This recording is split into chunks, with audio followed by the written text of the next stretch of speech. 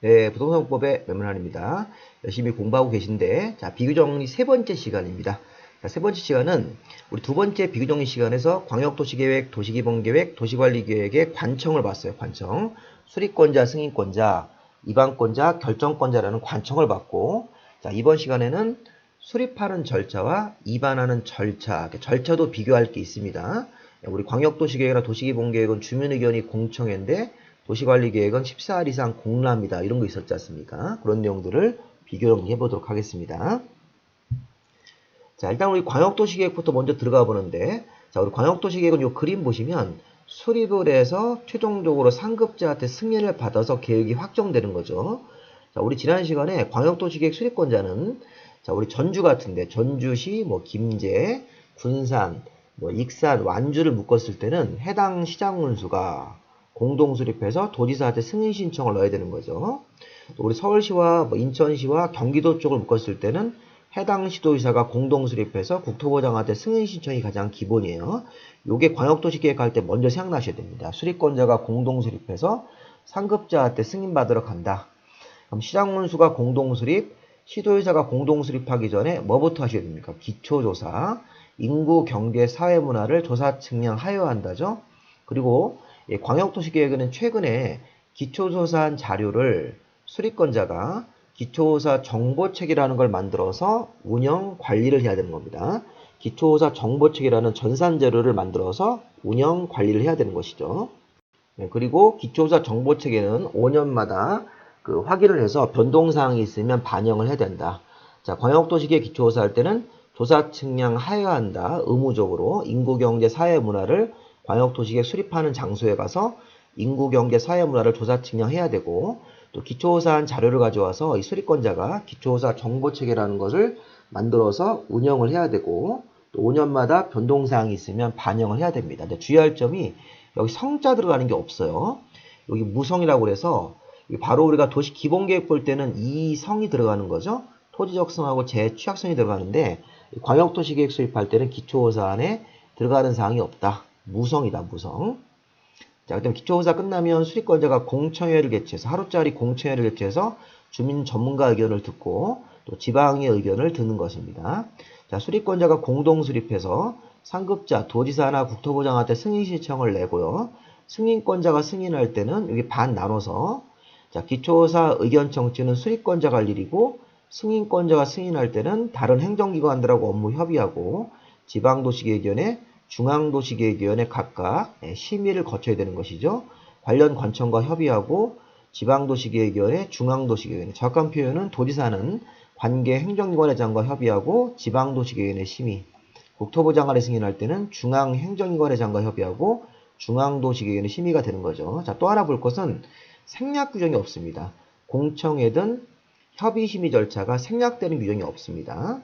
그리고 이제 특이하게 광역도시계획은 5년마다 타당성을 재검토하는 규정도 없으니까 기초조사에 성자 들어가는 거 없고 공청회나 협의심의 절차가 생략되는 규정이 없다.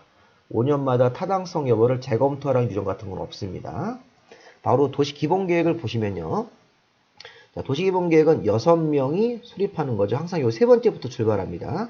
자, 수립권자가 6명이 수립해서 여기 특별광역자치시와 자치도는 서열 2등은 승인권자가 없고 시장군수 같은 3등 관청은 도지사한테 승인을 받는 거니까 승인권자가 도지사만 나와야 되죠. 그거부터 먼저 확인하셔야 돼요.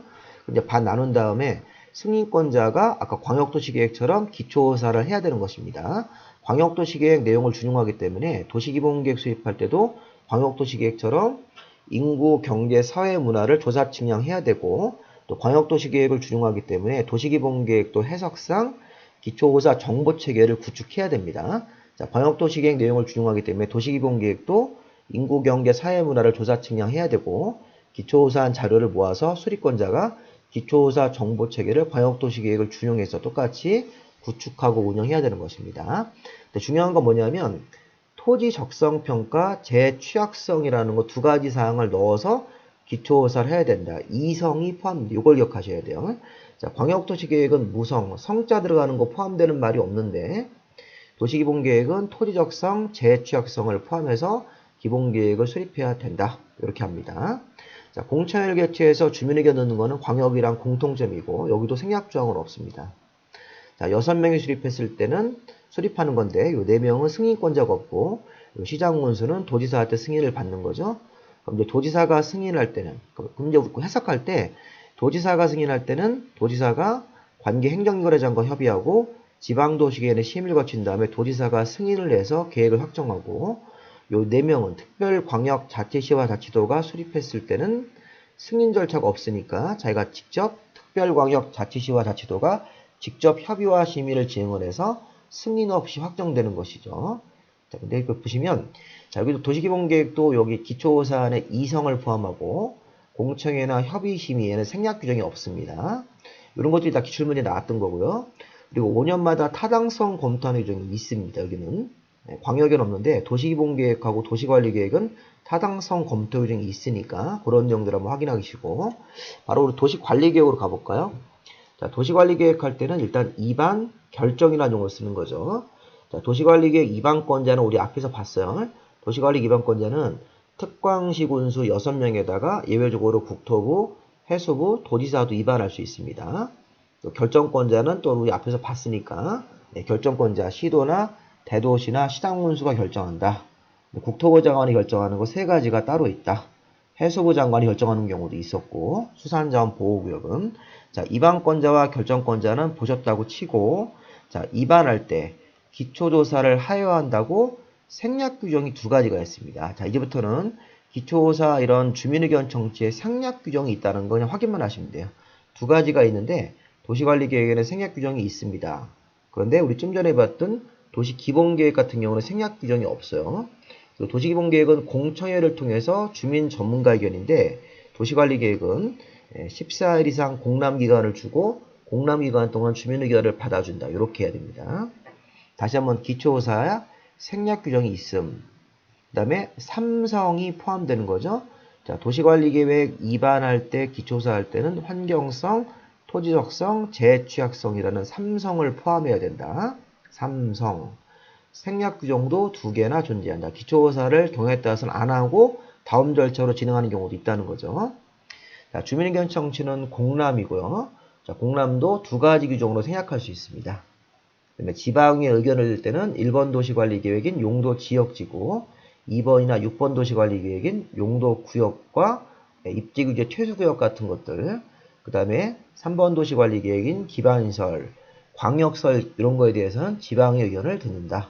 지방의회는 여기 써있는 번호의 도시관리계획에 대해서만 듣는 것이니까 이건 참고로 보시고 자, 일단 주민의견이 공청회가 아니라 공람이고 생략 규정이 있다는 것만 아시면 됩니다. 자, 그리고 도시관리계획은 특이하게 도시관리계획 입안권자한테 주민이 제안하는 경우도 있었죠. 네, 주민이 제안할 수 있는 항목 5가지가 있습니다. 주민 제안 제도가 도시기본계획이나 광역에는 없습니다. 자, 결정권자가 결정할 때도 협의와 심의를 거쳐서 결정하는데 생략 규정이 있습니다. 자, 정리를 해보시면 자, 도시관리계획은 기초조사에 3성이 들어간다. 기초조사에 생략 규정이 있다. 이렇게 2개. 자, 반면에 기본계획 할 때는 2성만 들어가는 거고 생략 규정 같은 건 없습니다. 자, 그 다음에 자, 주민의견 청취가 공청회가 아니라 도시관리계획은 공람, 14일 이상 공람을 해서 주민의견을 들어야 되고 생략 규정 2가지가 존재한다. 근데 도시기본계획은 공청회라는 말 쓰는 거고 도시기본계획은 생략 규정이 없습니다. 자, 주민의 제한 제도는 도시관리계획이 있는 거고 도시기본계획은 없어요. 자, 그리고 협의와 심의를 거쳐서 최종적으로 도시관리계획을 결정을 하고 고시하는데 결정권자가 결정할 때 협의 심의를 거쳐야 되는데 여기에도 생략 규정이 있네요. 생략 규정 2가지가 뭔지는 나중에 우리 본수업 가서 하셔야 됩니다. 지금 비교 특강이니까. 그리고 이제 결정권자가 결정을 하고 직접 고시한다. 자, 우리 이것도 약간 차이가 있는데 자, 도시기본계획은 승인권자가 승인하면 서류를 송부해서 송부받은 자가 공고한다. 자, 우리 비구속적 계획은 공고라는 말 쓰는데 자, 국민들의 권리를 침해하는 구속적 계획은 결정권자가 결정을 하면 바로 고시합니다. 자, 공고가 아니라 이제 고시라는 용어로 바꾸고 도시관리계획 결정권자가 결정하고 고시한 다음에 송부받은 사람은 열람만 시키면 된다. 이렇게. 자, 결정권자가 결정하고 바로 고시하는데 도시기본계획이나 광역도시계획은 자, 승인권자가 승인하고 송부해서 송부받은 자가 공고하도록 되어 있습니다. 약간의 차이가 있으니까 보시고. 자, 그리고 도시관리계획은 효력 발생일이 따로 있죠. 지용도면 고시일. 도시관리계획 결정고시가 되고 나서 지용도면을 따로 만들어서 고시하고 지용도면 고시일에 효력 발생이 있습니다. 자, 국민들의 권리를 침해하는 계획은 언제부터 효력 발생하는 거냐? 도시관리계획 결정고시 이후에 지용도면 고시까지 나와야지 효력 발생되는 거죠. 마지막으로 도시관리계획은 5년마다 타당성 재검토하는 규정도 있으니까 타당성 재검토가 도시관리계획에 있음, 자, 그 다음에 도시기본계획에도 있음, 네, 광역도시계획에는 없음. 5년마다 타당성을 재검토하라는 규정이 광역에는 없습니다.